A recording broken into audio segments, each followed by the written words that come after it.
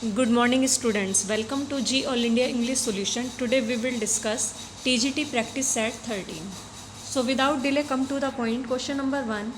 In black and white means. Black and white का means क्या है? तो black and white का means है in writing. Option A is correct. Next question is red letter day means. तो red letter day का means क्या है? तो option A is correct. A day of great importance. A day of great importance. Next question is at one's wit's end. किसी की विट का and हो जाना उसका मीन्स क्या होगा? तो option A is correct. Completely confused. Next question is dispense with the books. Book के साथ डिस्पेंस इसका मीन्स क्या है? ये ईडियम्स हैं सारे ही अभी तक ये ईडियम्स आए हैं. तो इसका आंसर है do away with the books. Dispense with the books means do away with the books. Next question is synchronized. Synchronized is the opposite of discordant. Discordant means होता है सामंजस्य ना बिठाना, तालमेल ना बिठाना, डिस्कोर्डेंट. और सिंक्रोनाइज्ड मतलब होता है तालमेल बिठाना, सामंजस्य मिलाना, बिठा लेना. तो transmutation is the opposite of. Option D is correct perpetuation. तो ट्रांसम्यूटेशन का अपोजिट वर्ड है perpetuation. Next question is the correct antonym of tyro. Tyro का करेक्ट एंटोनियम है. तो टायरो का करेक्ट एंटोनियम है virtuoso. Next question is vivacious. Vivacious का antonym होगा लैंग्वेड. विवाशियस का languid. Next question is anagnorisis is a term used by Aristotle means. तो option A is correct recognition और डिस्कवरी. तो एनाग्नोरिजिस का मीन्स है sorry ये जो टर्म है ये यूज़ किया है एरिस्टोटल और इसका मीन्स होता है रिकॉग्निशन और discovery. Next question is it is a very short tale. ये एक बहुत छोटी सी कहानी है which is told by a character in a literary work. It is known as anecdote. एक बहुत ज़्यादा शॉर्ट टेल होती है ये और एक कैरेक्टर के द्वारा कही जाती है लिटरेरी वर्क में. इसे कहा जाता है एनिकडोट. और ऊपर था एनाग्नोरिसिस. ये एक टर्म है जो एरिस्टोटल ने यूज़ की है. इसका मीन्स है रिकॉग्निशन और discovery. Next question is chronicles which deals with events year after year are often called annals. Next question is the major character who stands directly opposed to the protagonist is. protagonist की जो against होता है वो क्यों होता है? antagonist. Next question is it is a kind of metonymy in which an epithet means होता है adjective और phrase takes the place of a proper noun. The little corporal is used for Napoleon. It also uses a proper name as an archetypal name to express a general idea. It is option A is correct antonomasia. ये एक प्रकार की metonymy होती है जिसमें एक adjective या phrase proper नाम का स्थान ले लेती है. और जैसे लिटिल कार्पोरल यूज़ किया गया है नेपोलियन के लिए. और इट इज़ आल्सो ये मतलब यूज़ किया गया है कैसे? एक प्रॉपर नाउन और आर्केटिपल नेम जो कि एक्सप्रेस करता है जनरल आइडिया को. तो एक तरह से ये प्रॉपर नेम की तरह इसका यूज़ होता है और it is a kind of metonymy की तरह ये होता है. तो इसे बोला जाता है antonomasia. Next question is the bard the iron lady the king are the example of. तो देखो जैसे किसी को हम आयरन लेडी बोल दें, जैसे इंदिरा गांधी को बोला जाता है आयरन लेडी, किंग. तो प्रॉपर नेम है ये. तो क्या होगा ये? एंटोनोमासिया. और इट इज़ लाइक इसकी तरह है ये metonymy. Next question is in Shakespeare Julius Caesar Antony begins his speech saying I came to bury Caesar not to praise him. But he goes on praising Caesar and initially succeed in inciting the people against those who have assassinated him. Here Antony makes the ironic use of an rhetorical device. This rhetorical device is, तो answer A is correct, apophasis या पैरालिप्सिस. देखो Shakespeare का Julius Caesar है, इसमें Antony अपनी speech शुरू करता है, ये कहता है कि मैं सीजर को, जब सीजर की डेथ हो जाती है, उसका सॉरी मर्डर होता है इसका सीजर का, तो वो कहता है कि मैं सीजर को दफनाने के लिए आया हूँ और उसकी तारीफ़ करने के लिए नहीं आया मैं, लेकिन वो कंटिन्यू तारीफ़ करता रहता है सीजर की।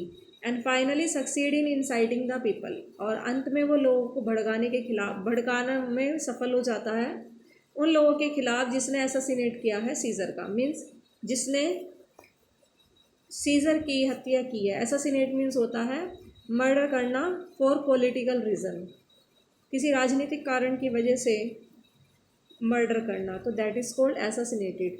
Antony makes the ironic use of a rhetorical device, तो एंटनी ने कौन सी रिटोरिकल डिवाइस का यूज़ किया है यहाँ पे, तो वो है एपोफेसिस या पैरालिप्सिस, एपोफेसिस या paralipsis. Next question is the term used for the use of an old or obsolete word, idiom or form is आर्केज, जो शब्द पुराना शब्द या इडियम फॉर्म के यूज़ के लिए यूज़ किया जाता है, that is आर्केज्म।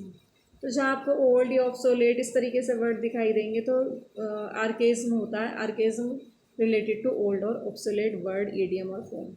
Next question is art for art sake is associated with, art of art sake ये एसोसिएट करता है एस्थेटिस से, इससे करता है ये एसोसिएटेड एस्थेटिस से।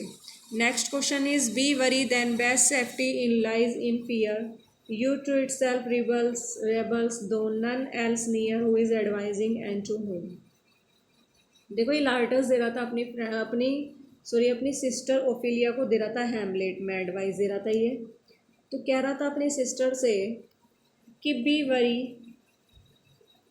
बिल्कुल सावधान रहो, वरी रहो, best safety lies in fear, डरने में, यदि हम भयभीत रहेंगे तो वही हमारी बेस्ट सेफ्टी होती है।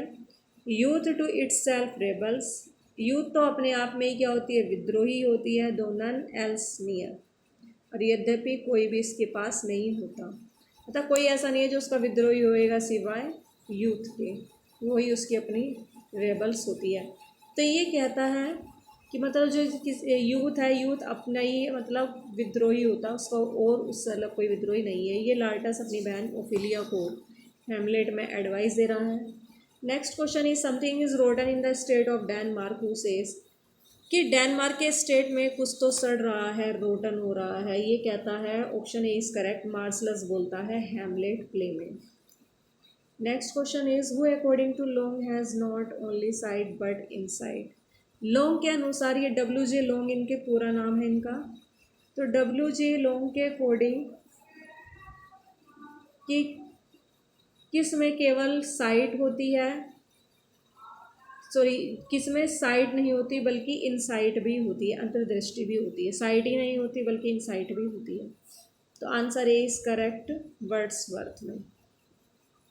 तो according to Long Wordsworth has not only sight but insight. For his poem immortality ode, immortality ode के लिए वर्ड्सवर्थ किसके ऋणी हैं, इंडेप्टेड हैं, तो वो हैं वोगन्स का वर्क द रिट्रीट के। Next question is who suggest a return to natural, किसने ये सजेशन दिया है कि नेचुरल और सिंपल लिविंग की तरफ चलो, उसकी तरफ वापस लौटो, यही एक मनुष्य के दुखों का एकमात्र उपाय है, मनुष्य के दुखों से छुटकारा पाने का एकमात्र उपाय है ये, तो किसने कहा है नेचुरल और सिंपल लिविंग की तरफ वापस लौटो, तो ये कहा है option D is correct, William Wordsworth ने। Next question is Saturn can seduce man, Saturn मनुष्य का सेड्यूस कर सकता है but on himself he will have, लेकिन उसके खुद के पास क्या है, option A is correct, trouble है, confusion, breath and vengeance, vengeance means बदला। Next question is who was next to Saturn, Saturn से नेक्स्ट कौन था, तो ऑप्शन डी इज करेक्ट, बिलजीबब। बिलजीबब की स्पेलिंग आई हुई है, इसे अच्छे से कर लेना, BEELZEBUB।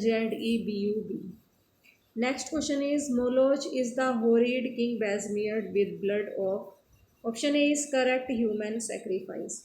मोलोच ये एक होरिड, एक भयावह राजा है, और बेसमियर्ड विद ब्लड ऑफ, जो ह्यूमन सेक्रीफाइस के ब्लड में इन्वॉल्व है। Next question is whose wound allayed, किसके वाउंड ने, किसके घाव ने लुभाया है साइरियन डैमसेल्स को कि वो उसके भाग्य पर क्या करे, विलाप करे, तो ये था Themis. Next question is the little man a farcical morality is in 3 scenes, ये 3 सीन्स में है the little man a farcical morality. Next question is which play deals with different values of old aristocracy and the newly rich businessman, कौन सा play ऐसा है जून काल्सवर्दी का जिसमें नए नए अमीर या पुराने अमीर की बात होती है कि मतलब उनके डिफरेंट वैल्यूज़ होते हैं ओल्ड एरिस्टोक्रेसी के और न्यूली रिच बिजनेसमैन के, तो वो है the skin game. Next question is which play deals with the class loyalties and prejudice, किस में लॉयल्टीज़ और प्रेजुडिस दिखाई जाती है, तो वो है लॉयल्टीज़ इनका प्ले। Next question is who publish some verse in moods, किसने पब्लिश कराया some verse in mood songs and doggerels 1912, the bells of peace 1921 and verses new and old 1926, तो answer A is correct, Galsworthy ने। Thanks for watching this video, please like, subscribe and share.